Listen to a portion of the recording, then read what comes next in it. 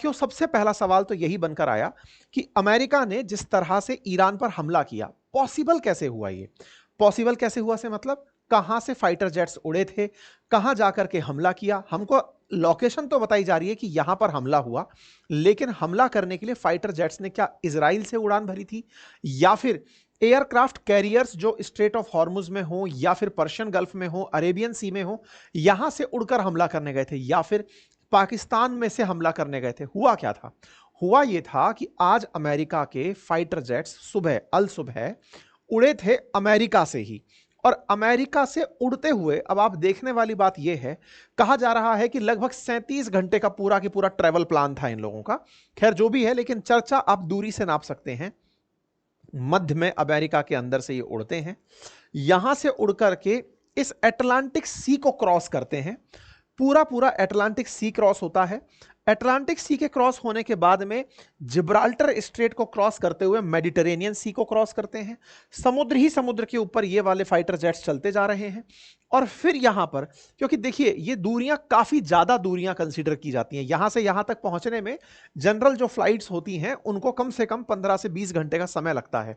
ऐसे में आपका फाइटर जेट उड़ रहा है, हमला कर रहा है, और फिर लौट के भी वापस आना है, तो ये 37 घंटे के आसपास का मीडिया में न्यूज चल रहा है कि इतने घंटे का ट्रेवल टाइम था। एनीवे, यहां से फाइटर जेट्स उड़ते हैं, व्हाइटमैन एयरफोर्स बेस है अमेरिका में, वहां से ये बॉम्बर जो हैं ये उड़ते हैं। ये बॉम्बर उड़ करके नॉर्थ अटलांटिक ओशियन से होते हुए जिब्राल्टर स्टेट को, और ये जो मैं साझा कर रहा हूं ये यूएस का ही मतलब यूएस के अंदर ही शेयर किया गया, चीफ ऑफ स्टाफ के द्वारा शेयर किया गया डॉक्यूमेंट बताया जा रहा है।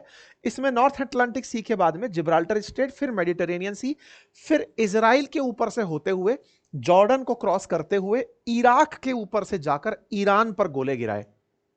इस पूरे रास्ते में इन्होंने सेफेस्ट रूट फॉलो किया, किसी भी देश के ऊपर से नहीं उड़े। लेकिन किसी को यह डाउट ना हो जाए कि इस तरफ फाइटर जेट्स उड़कर जा रहे हैं, इससे बचने के लिए इन्होंने दूसरी तरफ पैसिफिक ओशियन है, पैसिफिक ओशियन की दिशा में भी अपने बॉम्बर्स उड़ा दिए कि उस तरफ जाओ और जाकर के उस तरफ गोले गिराने जाना है। उधर ईरान नहीं पड़ता, उस तरफ से जाने के लिए आपको वाया चाइना होकर इंडिया के ऊपर से होते हुए ईरान जाना पड़ता। इन्होंने दूसरी तरफ से उड़ा करके लोगों को भ्रमित किया कि हम ऐसा करने जा रहे हैं। यह अपेक्षित नहीं था कि इतना लंबा रूट लिया जाएगा, इतना लंबा रूट लिया गया। दूसरा, ये जब फाइटर जेट्स उड़ते हैं तो ये बहुत ज्यादा फ्यूल भी कंज्यूम करते हैं। ऐसे में पूरे रास्ते कुछ और ऐसे हवाई जहाज उड़ते रहे जो फ्यूल के सप्लायर थे, यानी कि इन फाइटर जेट्स में चलते चलते में ही फ्यूल भरा गया। इसमें बहुत बड़ी चीजें आपको जो देखने की हैं वो ये हैं कि चला इनको पायलट ही रहे थे। अगर 37 घंटे ये केवल हवा में रहे हैं तो आप पायलट का मानसिक स्तर देखिएगा, स्ट्रेंथ समझिएगा, वो क्या करने जा रहा है, और 37 घंटे तक वो एक कुर्सी पर टिक के बैठा है। ये समझने वाली बात है, मतलब तमाम प्रकार की चीजें हैं। एनीवे, रास्ते में पूरी तरह ये जो हवाई जहाज उड़ रहे हैं ये फ्यूल को रिफ्यूल करने वाले फाइटर जेट्स के अंदर हवाई जहाज थे, और इस तरह से ये यहां पर पहुंचते हैं। फॉर्दो, नतांज और इस्फहान में जाकर ये गोले गिरा देते हैं। ये पूरा की पूरा टाइमलाइन है, कितने बजे क्या शुरू हुआ और कैसे शुरू हुआ। कहा जा रहा है कि इस 18 घंटे, इसमें कई जगह 37 घंटे लिखा जा रहा है आने जाने के बारे में, कई जगह 18 घंटे लिखा जा रहा है कि ये पूरा की पूरा जो मिशन था ये 18 घंटे के अंदर चला था। कहा जा रहा है कि अमेरिका ने इस पूरे कार्यक्रम के अंदर लगभग 125 एयरक्राफ्ट का उपयोग किया था, और इस 125, देखो यहां पर आ रहा है कि 13 घंटे बाद अमेरिकी रक्षा मंत्री का अपडेट आया, उसमें उन्होंने बताया कि जो बॉम्बर है जिसके बॉम्ब गिराए जाने थे वो B2 स्टेल्थ बॉम्बर थे। 7 B2 स्टेल्थ बॉम्बर ने ईरान के फोर्डो, नतांज न्यूक्लियर प्लांट्स को निशाना बनाया था। यह जानकारी जॉइंट चीफ ऑफ स्टाफ के जनरल डैन केन के द्वारा फिलहाल दी गई कि हमने 125 एयरक्राफ्ट लगाए थे इस पूरे हमले के लिए। डोनाल्ड ट्रंप ने अपने भाषण में सुबह जो जानकारी दी थी वो दोबारा बताने की आवश्यकता फिलहाल नहीं है, लेकिन इस हमले के अंदर कुछ इस तरह से चीजों को रखा गया था। कहा गया कि मिसौरी में इनका एक एयरबेस है, वहां से B2 स्टेल्थ बॉम्बर्स ने उड़ान भरी, और इस तरह से उड़ान भरी कि इस उड़ान को भ्रमित तरीके से लाया जा सके। हमला करने के लिए ये सबसे पहले न्यूक्लियर साइट पर गए, और वहां जाकर के इन्होंने बंकर बस्टर बम गिराए थे। और ये बंकर बस्टर बम्स जो हैं वो गहराई में जाकर के, मैंने मॉर्निंग के सेशन में भी बताया था, जमीन के भीतर 60 मीटर तक ये ड्रिल करके अंदर घुस जाते हैं। जैसे अभी कुछ पिक्चर्स आ रही हैं जिसमें ये दिखाया जा रहा है कि उन क्षेत्रों को तो कुछ नुकसान हुआ ही नहीं, वो ऊपर फटने वाले बम नहीं थे, वो ड्रिल करके अंदर जाकर के 60-60 मीटर तक ड्रिल करके और जो फैसिलिटी है उसको नष्ट करने वाले थे। कहा जा रहा है कि अमेरिका का जो ये मिसौरी एयरबेस है, यहां से 9/11 के बाद B-2 ये जो बॉम्बर जो फेंकने वाले जो फाइटर जेट्स हैं, उनकी ये सब अब तक की सबसे लंबी उड़ान मारी जा रही है।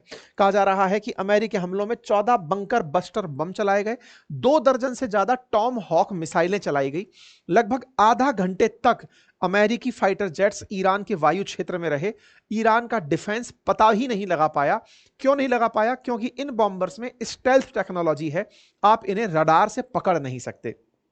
फिर भी आप रडार से नहीं पकड़ सकते, लेकिन देख ही लो कि ये उड़ रहा, आपके ही उड़ते हुए हवाई जहाज देख लें कि ये उड़ रहा। इसलिए ईरान को चकमा देने का प्रयास किया गया और इसे चकमा देते हुए इन पर हमला करने के लिए भेजा गया। ठीक है, इसके बारे में जो अमेरिका के चीफ ऑफ मतलब डिफेंस हैं डैन केन, उन्होंने कहा कि हमने ईरान को पूरे टाइम भ्रम में रखा ताकि हम उन्हें मौका ना दें कि वो हमारे फाइटर जेट्स को निशाना बना पाए। ट्रंप ने इस बारे में आते ही सबसे पहले जानकारी दी थी, लेकिन जो लोग ये दर्शाना चाहते थे कि देखो ये सारी चीजें एज इट इज हैं, तो निश्चित ही वो एज इट इज दिख भी सकती हैं, क्योंकि इसकी गहराइयों में जाकर के, पहाड़ों की गहराइयों में जाकर के ये फैसिलिटी विकसित की थी। ट्रंप की कुछ तस्वीरें बाहर आई जिसमें वो वॉर रूम के अंदर चिंतन करते हुए अपनी टीम के साथ डिस्कस करते हुए दिखाई दे रहे हैं। रणनीति बनाते समय कि व्हाइट हाउस के chief of staff Susie Wiles, joint chief of staff के अध्यक्ष जनरल डैन केन, ये सभी सदस्य मौजूद हैं और इस सिचुएशन रूम के अंदर लंबी चर्चाएं चल रही हैं। इसी बीच में लेकिन एक खबर और ट्रेंड होने लगी, और वो खबर ये थी कि साहब यहां पे अमेरिका ने भारत के एयर स्पेस का यूज किया है। असल में लगभग 70 से अधिक जगह दुनिया में अमेरिका ने अपने एयरबेस बनाए हुए हैं। बनाने को उसने अपने एयरबेस और अपनी जो सेना की फैसिलिटीज हैं, मतलब एयरबेस 70 से अधिक, इसके न्यूक्लियर डिफेंस एस्टेब्लिशमेंट आप बोल सकते हैं, होने को वो गल्फ के देशों में भी हैं, सऊदी, कतर, यूएई। लेकिन डर इस बात का था कि अगर यहां से उड़ करके हवाई हमला करने कोई जाएगा तो हो सकता है कि ईरान इन देशों को यह कहते हुए कि तुमने उसको अकोमोडेट क्यों किया, तुम पर हमला कर सकता है। लेकिन फेक न्यूज फैलाया जाना शुरू हुआ कि इंडिया ने अपना एयर स्पेस यूज करने दिया अमेरिका को इस हमले के लिए। देखिए, इसमें एक बात समझने योग्य है और वो ये है कि ये आया ही मेडिटेरेनियन सी होते हुए था और आकर के ईरान के ऊपर, पर्शियन गल्फ के ऊपर से उड़कर गोला फेंका है। तो पहला तो पॉइंट ये है कि भारत उस तरफ पड़ता ही नहीं है, लेकिन लोगों ने सोशल मीडिया पर इस बात को बढ़िया तरीके से उठा दिया। इतना तक न्यूज चलने लग गया कि इंडिया का एयर स्पेस यूज हुआ था। खूब जबरदस्त तरीके से लोग ट्रोलिंग पे उतर आए कि इंडिया ने ईरान के खिलाफ अपने एयर स्पेस को यूज होने दिया। बाद में पीआईबी ने इसका फैक्ट चेक करते हुए कहा कि नहीं भैया, कोई इंडिया का एयर स्पेस यूज नहीं हुआ है। यहां पर ईरान के ऊपर हमला करने के लिए जो मिसाइलें रूट फॉलो कर रही हैं वही रूट फॉलो किया गया और वहीं से जाकर के इन्होंने हमला किया। बाकी ट्रंप तो अपनी मंत्रमुग्धता में बिजी है ही।